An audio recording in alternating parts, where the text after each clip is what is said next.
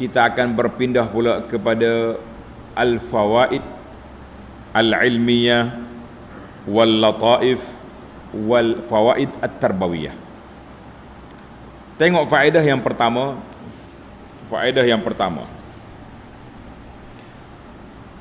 Wasiqal ladzina taqaw rabbahum ilal jannati zumara. Allah kata akan diiringi, para malaikat mengiringi orang-orang yang bertakwa, yang takut kepada Allah Azza wa Jalla, berpuak-puak, berduyun-duyun ke mana? Ke syurga. Ayat ini tanda para pelajar menyatakan bahawa anna taqwa sababun lidukhul jannah. Taqwa menjadi sebab untuk masuk syurga. Takwa, nak masuk syurga kena bertakwa. Jadi Allah kata orang yang bertakwa dibawa ke syurga. Jadi siapa dia nak pergi syurga kena bertakwa. Dalam surah Ali Imran 133, 134 Allah kata uiddat lil muttaqin. Syurga itu disediakan untuk orang yang bertakwa. Siapa dia? Alladzina yunfiquna fis sarra'i wad dharra'i ila akhir ayat. Orang yang banyak bagi nafkah ketika senang, ketika susah, wal kaziminal ghaid, menahan marah. Tengok ayat Ali Imran 133, 134. Itu di antara ciri-ciri orang bertakwa. Kemudian cuba perhati, para pelajar cuba perhatikan dalam ayat 171 Allah kata puak kafir dihalau ke neraka. Ayat 73 orang mukmin diiring ke syurga. Wasakatat an masiri ahli al-ma'asi. Allah tak sebut kumpulan yang ketiga ahli maksiat. Orang ini beriman tapi dia derhaka, dia maksiat. Ada kala dia tinggal solat, ada kala dia buat dosa-dosa. Jadi kenapa dia tak sebut? Jadi kada ulama tadabbur cakap, dia kata Allah tak sebut tentang masir ahli ma'asi sebab ahli maksiat ni dia dua kumpulan. Ada yang maksiat tapi dia bertaubat, selesai masalah. Dan orang-orang yang melakukan maksiat tapi dia beriman, mengikut akidah Ahlus Sunnah wal Jamaah tahta masyiatillah. Kumpulan ini duduk di bawah kehendak Allah Azza wa Jalla. Allah nak maafkan dia, dia maaf.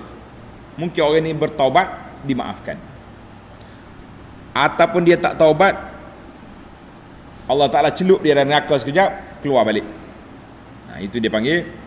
Sebab itu dia kata tidak disebut khas kumpulan ahli maksiat, tapi disebut kafir dengan orang beriman. Allahu Akbar. Baiklah. Bahkan ada satu kumpulan lagi, nama dia Ashabul A'raf. Orang yang sama banyak di antara amal baik dia dengan buruk dia. Duduk tengah-tengah. Orang panggil duduk atas pagar. Syurga tidak, neraka tidak. Tapi akhirnya ke syurga juga. Baik para pelajar sekalian, kita pergi kepada faedah yang kedua. Wa futihat abwabuha.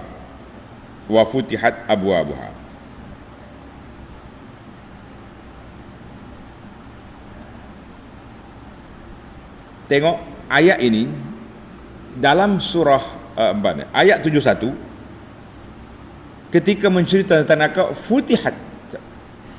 Bila sampai ahli neraka baru dibuka pintu. Kenapa? Sebab neraka ni dia kurung. Dia nak macam kita contoh semalam dengan periuk tekan tu. Rapak, kedap. Tapi dalam ayat syurga tengok. Hatta idza ja'uha wa futihat abwabuha. Pintu-pintunya sedia terbuka. Beza di antara dua pintu. Maknanya ayat ini menjadi dalil bahawa syurga tu dengan neraka ada pintu. Pintu-pintunya boleh ditutup, boleh dibuka. Boleh tutup, boleh dibuka. Setiap pintu ada penjaga. Setiap pintu ada penjaga. Khazanah dipanggil. Penjaga yang mengawal dia pintu-pintu ini. Dan pintu syurga dapat dibuka dengan mudah saja, sebagaimana kita sebut dalam hadis Sayyidina Umar tadi. Siapa dia ambil wuduk dengan sempurna, kemudian dibaca doa asyhadu alla ilaha illallah wa la syarikalah wa asyhadu anna muhammadan abduhu wa rasuluh, futihat lahu abwabul jannati tsamaniyah, Allah Taala buka pintu syurga yang 8 terbuka. Dalam hadis Nabi sebut pintu syurga luasnya baina Makkah wa Hajar, jarak dia lebih kurang 1000 km, dia punya luas pintu. Kita kata pintu dah luas, yang kita bimbangnya takut kita tak jumpa pintu. Na'udzubillah. Kita pergi pada faedah yang ketiga. Faedah yang ketiga, Allah Ta'ala sebut waqala lahum khazanatuha salamun alaikum tibtum fadkhuluha khalidin. Dia kata apa? Tibtum, dalam keadaan berbahagialah kamu. Sebab apa? Sebab syurga ini darut tayyibin, negeri orang baik-baik. La yadkhuluha illa at-tayyib, tak masuk syurga kecuali orang baik. Neraka pula negeri negeri yang buruk. Orang masuk neraka pula orang yang perangai buruk, na'uzubillah. Maka sebab itu Allah Ta'ala letak di sini tibtum. Kamu orang baik, silakan masuk. Allahu Akbar. Maka manusia ini terbagi pada 3 kumpulan. Salah satu tabaqat.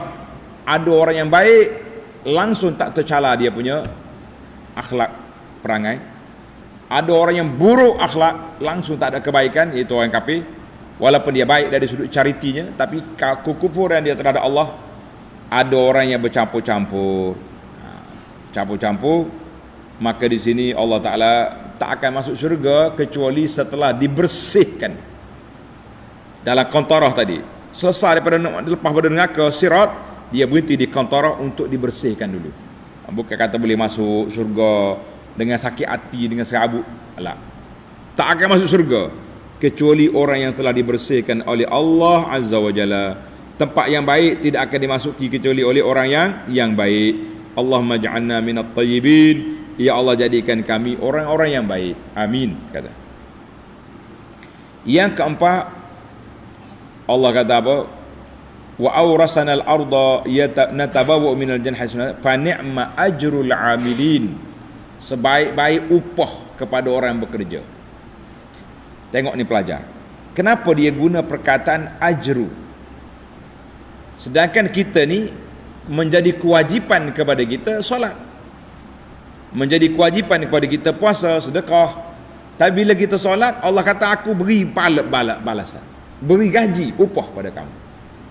Diibaratkan seolah-olah macam pahala itu upah. Nak ceritanya mesti upah tu dibayar. Mana setiap orang buat benda baik pasti akan dapat upah, akan dapat pahala. Itu janji daripada Allah Azza wa Jalla.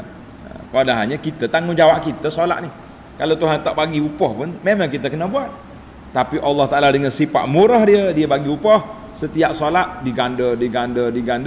Pahala dia lagi besar di akhirat nanti, insya-Allah. Maka dalam ayat ini Tuhan kata ajru al-amilin, orang yang bekerja melakukan kebaikan, Baiklah, yang terakhir, ayat yang terakhir, ayat kita 75, wa taral malaikata hafin. Kita tengok malaikat dalam ayat ni duduk berkeliling arasy bertasbih. Tanda ni pelajar. Ayat yang kedua dalam surah Al-Haqqah ayat 17, wal malaku ala arjaiha wa yahmilu arsya rabbika fawqahum yauma idzin samaniyah. 8 malaikat jaga aras, pikul aras. Tempat yang ketiga ayat suratul Ghafir ayat 7, alladzina yahmiluna al-arsya wa man haulahu. malaikat yang pikul aras dan sekitarnya. Maknanya ayat ini menunjukkan bahawa malaikat itu besar tugas dia. Malaikat itu sendirinya besar, dia boleh pikul aras, dia boleh pikul sekitar aras, dan dia boleh berkeliling di sekeliling aras. Jadi itu dia panggil darul malaikah. Malaikat ni duduk, dan negara dia di langit. Dia turun naik di bumi ni, turun pagi, naik petang. Ada malaikat yang duduk di sini, duduk jaga kita. Kita kata alhamdulillah, kerja malaikatnya apa dia? Bertasbih. Wa qudiya bainahum bil haqqi, kerja ahli syurga juga bertasbih, memuji Allah Azza wa Jalla. Hei kamu yang nak jadi ahli syurga, nak ke tak nak? Jawab, nak ke tidak? Sentiasalah bertasbih. Mari kita bertasbih. Subhanallah, kata alhamdulillah, wa la ilaha illallah, Allahu akbar, subhanallah, alhamdulillah, wa la ilaha illallah, wallahu akbar, subhanallah, alhamdulillah, wa la ilaha illallah, wallahu akbar. Basah lidah kita dengan bertasbih. Jangan basah lidah kita dengan duduk mengumpat orang. Alhamdulillah, pada pagi ini Sabtu 19 Mac 2022 tamatlah surah Az-Zumar dengan 18 siri kuliah. Berapa siri kuliah kita ada? 16, 17, 18, 19 siri. Semalam 18, hari ini 19. Alhamdulillah, kita berdoa kepada Allah Subhanahu wa taala sentiasa, minta Allah Subhanahu wa taala anugerahkan kepada kita kepahaman yang baik, cintakan Al-Quran, suka kepada ilmu, suka kepada sunnah Nabi sallallahu alaihi wasallam. Mudah-mudahan kita termasuk di kalangan orang yang siqal ladzina taqaw ilal jannati zumara. Ya Allah, jadikan kami dari kumpulan orang yang diiringi ke dalam syurga-Mu ya Allah. Hidupkan kami dengan Al-Quran, matikan kami dengan Al-Quran, jadikan kami pencinta sunnah, beramal dengannya, benci kepada bid'ah, mungkar dan khurafat, dan melayakkan kami untuk mendapat syafaat Nabi sallallahu alaihi wasallam yang menyampaikan kami ke syurga-Mu ya Rabbal Alamin. Wa sallallahu ala nabiyyina Muhammad wa ala alihi wa sahbihi ajma'in. Walhamdulillahi rabbil alamin. Wassalamualaikum warahmatullahi wabarakatuh.